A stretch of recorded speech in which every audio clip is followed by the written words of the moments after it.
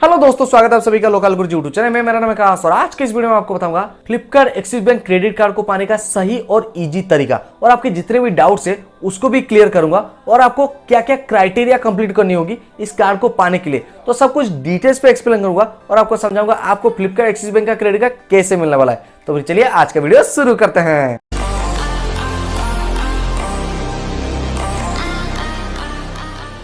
तो दोस्तों, सबसे पहले बात करते हैं आपके सारे डाउट्स के बारे में जो आपने दूसरे वीडियोस पे पूछे हैं। इसके बारे में मैंने 2 वीडियो ऑलरेडी बना चुकी है फ्लिपकार्ट एक्सिस बैंक का क्रेडिट कार्ड के बारे में। अगर आपने वो वीडियो नहीं देखी तो आई बटन में आपको दोनों वीडियो मिल जाएंगी, कैसे अप्लाई करना है और कमिंग सून प्रॉब्लम को कैसे सॉल्व करना है। आप दोनों वीडियो आई बटन पे चेकआउट कर सकते हो। तो अभी क्या करते हैं, आपके सारे डाउट्स क्लियर करते हैं जो आपने मुझसे पूछे हैं। उसके बाद मैं आपको बताऊंगा क्या क्या एलिजिबिलिटी क्राइटेरिया है, किस क्राइटेरिया की मदद से आपको मिलने वाली है, और आपको लास्ट में बताऊंगा सही तरीका क्या है आपको क्रेडिट कार्ड पाने के लिए। तो ये 3 चीज बताऊंगा।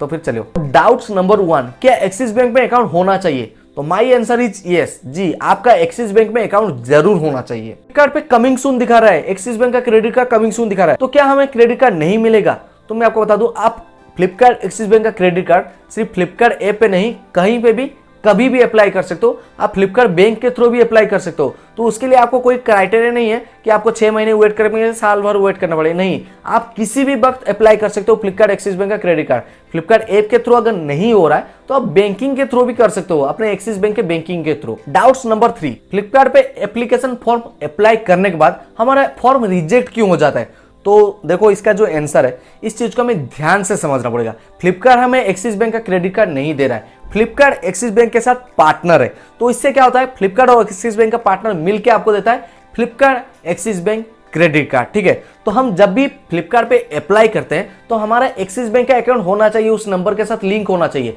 तो इससे क्या होगा, हम जैसे ही कार्ड एप्लीकेशन फॉर्म भरेंगे और अप्लाई करेंगे तो हमें क्या होगा, अपना बैंक के थ्रू वेरीफाई करेगा कि आपका जो अकाउंट है एक्सिस बैंक में है या नहीं। फ्लिपकार्ट वेरीफाई करेगा। अगर आपके 100% वेरीफाइड हो गए तो आपके डॉक्यूमेंट वगैरह पिक किए जाएंगे, वेरिफिकेशन कंप्लीट होगा और उसके बाद आपको फ्लिपकार्ट एक्सिस बैंक का क्रेडिट कार्ड मिलेगा। लेकिन बहुत सारे लोग हैं क्या कि उनको मतलब सोचते नहीं कि हमें एक्सिस बैंक का अकाउंट होना चाहिए, तो क्या करते हैं, डायरेक्टली अप्लाई कर देते हैं फ्लिपकार्ट पे। उनका एक्सिस बैंक में अकाउंट ही नहीं है, तो क्या होगा, एक्सिस बैंक जब भी वेरीफाई करेगा तो आपका अकाउंट ही शो नहीं करेगा, तो आपका अकाउंट रिजेक्ट हो जाएगा। इसको ध्यान से समझना है। अगर हमारा एक्सिस बैंक में अकाउंट ही नहीं होगा तो हमें क्रेडिट कार्ड कहां से देगा, क्योंकि एक्सिस बैंक का क्रेडिट कार्ड मिलने वाला है आपको। ठीक है, तो हमारा एप्लीकेशन रिजेक्ट हो जाता है। और बहुत सारे लोग क्या करते हैं, एप्लीकेशन फॉर्म में स्टूडेंट डाल देते हैं, तो स्टूडेंट डालोगे तो ऑटोमेटिकली मतलब रिजेक्ट हो ही जाएंगे, क्योंकि स्टूडेंट को क्रेडिट कार्ड नहीं मिलता है। इस चीज को ध्यान में रखना है, एक्सिस बैंक आप स्टूडेंट को क्रेडिट कार्ड नहीं देता है।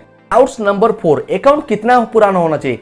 तो मेरे हिसाब से अगर आपका एक्सिस बैंक में अकाउंट है तो कम से कम 5-6 महीने पुराना अकाउंट तो होना ही चाहिए। जी हाँ, अगर आप एक्सिस बैंक का क्रेडिट कार्ड अप्लाई करने जा रहे हो तो। अब दोस्तों बात करते हैं एलिजिबिलिटी क्राइटेरिया के बारे में। क्या क्या एलिजिबिलिटी क्राइटेरिया हम क्रेडिट कार्ड पाने के लिए? तो आप 2 मेथड से क्रेडिट कार्ड अप्लाई कर सकते हो। या तो आप सेल्फ एम्प्लॉयड या मतलब बिजनेस और सेल्फ एम्प्लॉयड कर सकते हो, या फिर आपका सैलरी अकाउंट होना चाहिए। मतलब आप कहीं पे जॉब कर रहे हो और सैलरी अकाउंट के थ्रू आप अप्लाई कर सकते हो फ्लिपकार्ट एक्सिस बैंक का क्रेडिट कार्ड, या फिर आपका कोई बिजनेस है और आप बिजनेस के थ्रू अप्लाई कर सकते हो। लेकिन उसका जो टारगेट है 20,000 का प्लस होना चाहिए। आपका जो मंथली सैलरी हो, इनकम हो, कुछ भी हो, आपको 20,000 का प्लस शो करना है, उसके बाद ही आपका कार्ड अप्लाई हो पाएगा। इस चीज को हमेशा ध्यान रखना। आपने बहुत सारे ऑप्शन आपको मिलते हैं, लेकिन अगर आपका सैलरी अकाउंट नहीं होगा या फिर सेल्फ एम्प्लॉयड या बिजनेस नहीं होगा और आप 20,000 प्लस का जो मतलब इनकम है शो नहीं कर पाओगे पर मंथ, तो आपका एप्लीकेशन रिजेक्ट हो जाएगा। ठीक है, और स्टूडेंट गलती से भी मत डालना, आपका एप्लीकेशन तुरंत ही रिजेक्ट हो जाएगा। ठीक है ना, तो स्टूडेंट नहीं डालना है। तो दोस्तों अब बात करते हैं Flipkart Axis bank credit card पाने का सबसे आसान और सही तरीका। तो सबसे पहले आपको करना क्या है, आपको एक्सिस बैंक में एक अकाउंट ओपन कर लेना है। ठीक है, तो पहला स्टेप क्या है, एक्सिस बैंक में अकाउंट आपने ओपन कर लिया। तो उसके बाद क्या करना है, अकाउंट जब भी आप ओपन करो तो हमेशा ध्यान में रखना बिजनेसमैन होना चाहिए या फिर सेल्फ एम्प्लॉयड होना चाहिए, और सैलरी अकाउंट होना चाहिए। और मंथली इनकम आपको कितना शो करना है, 20,000 प्लस का, उसमें आपको शो करना पड़ेगा। ठीक है, उसके बाद आपको क्या करना है, अकाउंट को छोड़ देना 5 से 6 महीने तक छोड़ देना। इसका मतलब है कि पुराना होना देना। ठीक है, आपको तुरंत एक क्रेडिट कार्ड नहीं मिलेगा। तो जैसे आपका अकाउंट 5-6 महीना पुराना हो जाए, आपके अकाउंट ओपनिंग होने के बाद 5-6 महीना पुराना हो जाए, तो आपको सीधा क्या करना है, बैंक में जाना है, एग्जीक्यूटिव को बोलना है, बैंक एग्जीक्यूटिव बोलना है मुझे एक्सिस बैंक का क्रेडिट कार्ड चाहिए, फ्लिपकार्ट एक्सिस बैंक का क्रेडिट कार्ड चाहिए। तो वो लोग क्या करेंगे, आपका जो मोबाइल है, मोबाइल पे एक्सिस बैंक एम बैंकिंग उसका जो ऐप आता है, उस बैंकिंग ऐप के थ्रू आपके क्रेडिट कार्ड अप्रूव कराएंगे। कौन सा? फ्लिपकार्ट एक्सिस बैंक का क्रेडिट कार्ड अप्रूव कराएंगे। तो नॉर्मली कुछ दिन का टाइम लगेगा, 20-25 दिन टाइम लगेगा अप्रूव होने में। तो अब जैसे ही अप्लाई करोगे 20-25 दिन के अंदर आपके पास Flipkart Axis bank credit card आ जाएगा। पर मान लो आपने उस अकाउंट में ज्यादा ट्रांजैक्शन वगैरह नहीं किया है, आपका अकाउंट है एक्सिस बैंक में, आपका अकाउंट है, तो आपने ज्यादा ट्रांजैक्शन वगैरह नहीं किए होंगे। अगर आप ज्यादा ट्रांजैक्शन वगैरह नहीं करोगे तो आपको क्रेडिट कार्ड मिलना तो इम्पॉसिबल हो जाएगा ना, क्योंकि बैंक वाले बोलेंगे आपका ट्रांजैक्शन नहीं है तो आप क्रेडिट कार्ड क्या करोगे। ठीक है, तो आपको क्या करना है उस टाइम पे, मान लो आपने गलती कर लिया, आपने ट्रांजैक्शन नहीं किया, तो आपको सिंपली क्या करना है, एक एफडी कर लेना। ठीक है, ध्यान से सुनो, इस बात को डिसलाइक मारना जरूरी नहीं है। अब ध्यान से इस वीडियो को समझ लो, अगर मैं गलत बोलूंगा तो डिसलाइक जरूर मार देना। ठीक है, तो आपको एफडी कर लेना है 20,000 का। तो जैसे आप एफडी करोगे, एफडी के थ्रू आपका फ्लिपकार्ट एक्सिस बैंक का क्रेडिट कार्ड अप्रूव्ड हो जाएगा। अब इस चीज को ध्यान से सुनना, बहुत सारे लोगों के मन में डाउट होता है। एफडी आप जो करा लोगे 20,000 का एफडी करा लोगे तो आपका कार्ड अप्रूव होके आ गया, तो जैसे आपके हाथ में क्रेडिट कार्ड आ गया, आप उसमें थोड़ा बहुत ट्रांजैक्शन कर लो क्रेडिट कार्ड से। ठीक है, क्रेडिट कार्ड से आपके ट्रांजैक्शन कर लिए,